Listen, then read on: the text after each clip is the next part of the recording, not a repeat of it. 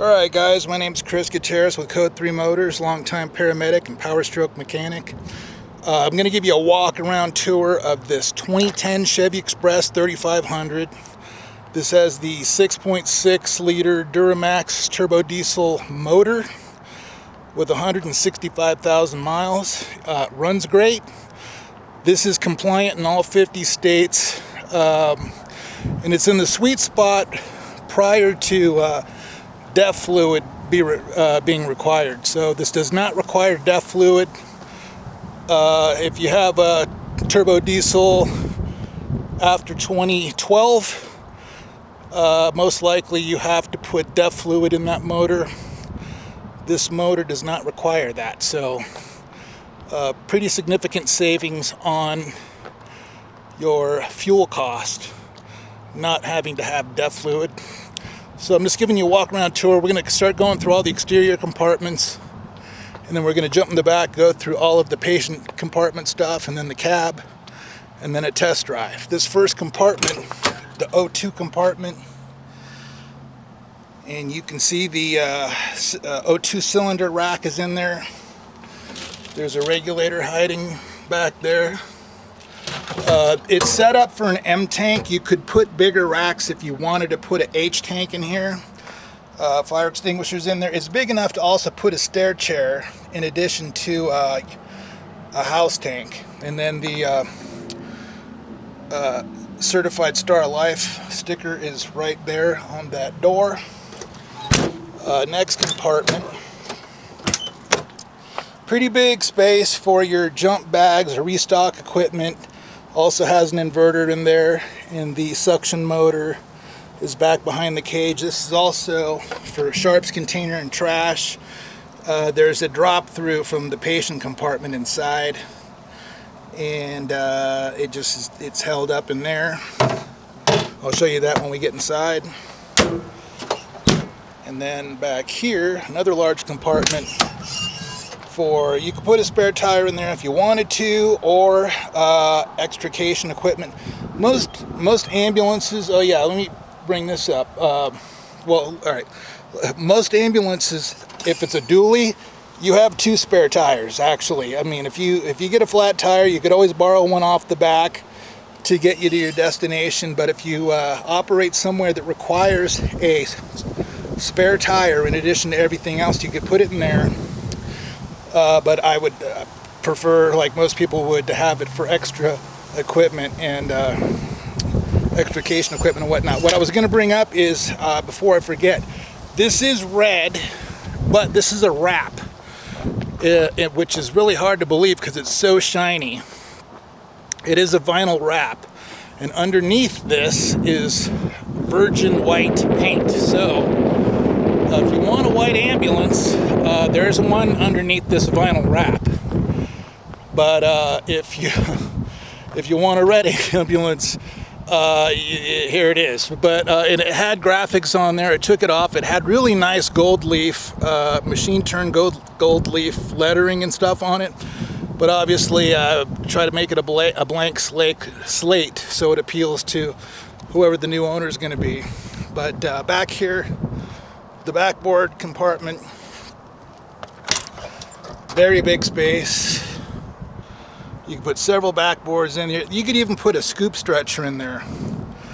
It's pretty wide, pretty big, and I have an extra scoop stretcher. I'll throw one in there. This is just cleaning supplies that are in there, but you could do road chains in there depending on where you are. Whatnot. We'll get in the back in a minute. Let's just get finished through these compartments. Here's where you would have your portable oxygen, your EKG, your jump bag and whatnot.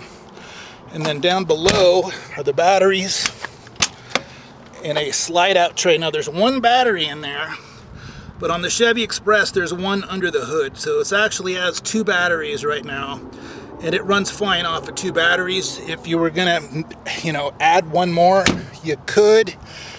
This thing has a refrigerator in it, so if you were actually gonna use that, it would be probably wise to put one more battery in it, but not required. So let's go ahead, let me fire this thing up, get power to the back, and we'll start going through all of the back seat exterior compartment stuff. Alright, let's go get in the back. Make sure I don't lock myself out. Let me put the window down just a hair. Anytime the keys leave my pocket, I always get nervous. Alright, so let's jump back here real quick. And you can see this, it's like brand new back here. Let me back up a little bit. The floor is in fantastic shape. It looks brand new. Everything looks brand new back here. The laminate's in really good shape. The upholstery is in fantastic shape. There are no slices, cuts, holes anywhere. The previous fire department that had this ambulance took really good care of it. There's floor mounts for a striker or a Furno gurney, and you could put it against the wall or in the center of the floor if you want. There's a catch hook there. But let's jump in and I will give you a detailed look here. We'll start with the action wall. There's a narcotics, lockable narcotics locker in there with the key, if I can get it out of the way. You've got a compartment up here with sliding doors, very deep back there for cannulas, oxygen masks, BBMs, whatever you might have up there.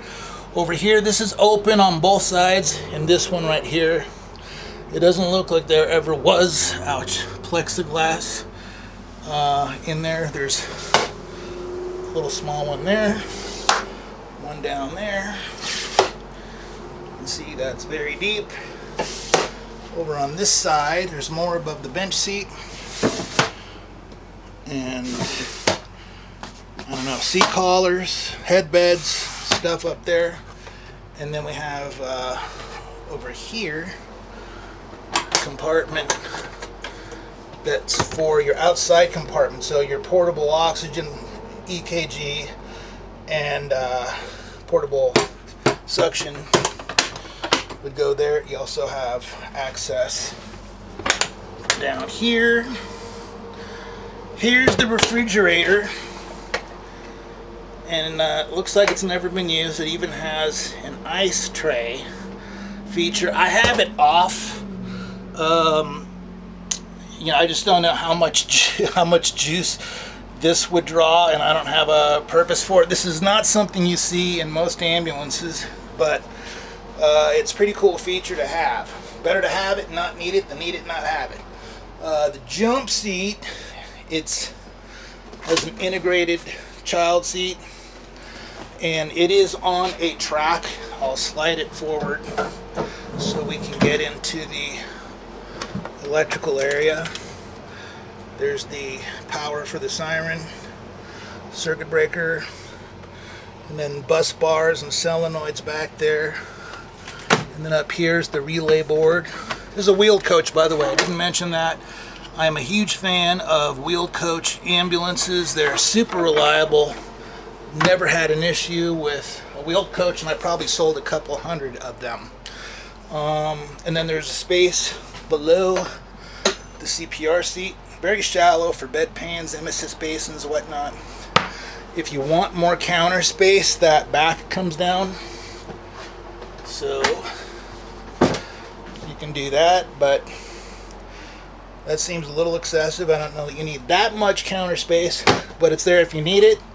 And then on the bench seat side, there's huge space under the bench seat for traction splints, CAD, pillows, blankets, whatever you might put down there. There's also a sharps container and trash that goes there, and you just switch that out by pulling the cans out, throwing them in there, and Baba Rooney's your uncle. Oh yeah, this is the one for this side from the outside compartment that I showed you. You just dump it down there and it goes in the appropriate receptacle. Alright, let's get into the action wall.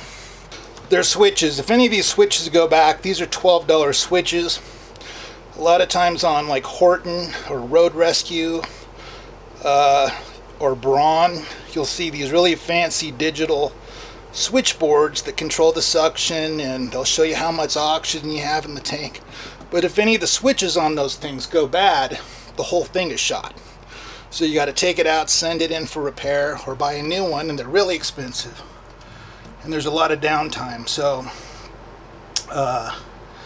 if you got a switch that goes bad in a wheel coach, you just $12 later, you're back in business. So there's that. So let's go. Patient heat or air conditioner. You can probably hear that blasting out of there. That's on high right now. So if I go over here, there's the fan selector. If I go to medium, you can hear the change. If I go to low, you can hear it cut down even more. And then let's turn it off. And then here's a thermostat, just like the one that you'd have in your house. If you want heat, you turn it to heat. If you want cold, go to cold. Then our dome lights. Let me sit down and do this. So if we got our lights, I don't know how well you'll be able to tell because it's still kind of bright out, but there's high, and then if you go to low, look over there, there's the low. Can you see that? It's pretty low. Let's see, high. There's that. Then we have our exhaust fan. If there's odors back here that you do not want to be back here, you can get them out with the exhaust fan, and that's how that goes. And then the inverter, you can turn the inverter on and off. You can see the little light turned red. I just leave it off. If it's a BLS rig, there's really no point in leaving it on. Obviously, if it's an ALS rig, you have a few things that need constant charging, so your call. And then suction. If you look over here at the suction, I'll put my finger over there and you can see the needle. And if you want to dial it down, if that's too much suck, if you got maybe you're doing suctioning a stoma on an elderly patient, you don't want to suck all the oxygen out. But if you got a trauma patient, let's just go max. No time to waste. All right, there's that. Oh yeah, there's a little fluorescent light right there. You know, if you're working on a patient care report or something like that, you pop that on. 2 oxygen outlets there. There's one over here on the bench seat side. And then this radio stuff is staying with the ambulance, so you get this too, but the main brain has already been removed. That had all the radio frequencies and all the important stuff. But if you use a Motorola, you plug in your brain and make this work again, but that's going to stay. Here's reach through for your house oxygen tank, so you can turn it on and off as you please. And